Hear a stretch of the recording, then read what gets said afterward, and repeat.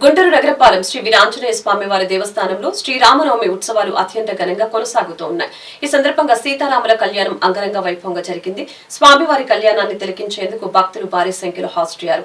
ఈ సందర్భంగా మల్లికార్జునరావు, కొండ లక్ష్మణ్ మీడియాతో మాట్లాడారు. ప్రతి సంవత్సరం స్వామివారి కళ్యాణాన్ని శాస్త్రోక్తంగా నిర్వహించుకుంటున్నామని వివరించారు.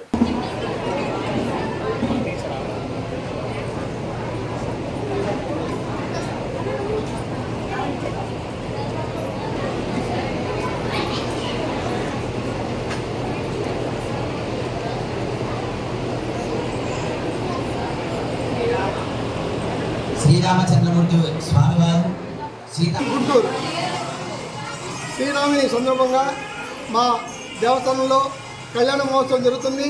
జనం విశేషంగా వచ్చారు. వీళ్ళందరికీ కూడా మేము తీర్థ ప్రసాదాలు, భోజనాలు ఏర్పాటు చేయడం జరిగింది. మీరు కూడా వచ్చి స్వామివారిని దర్శనం చేసుకోవాల్సిందిగా కోరుతున్నాం. బాలరాముని ప్రతిష్ట అయోధ్య జరిగిన తర్వాత ఇదే మొట్టమొదటిగా కళ్యాణం కాబట్టి జనం కూడా విశేషంగా రావడం జరిగింది.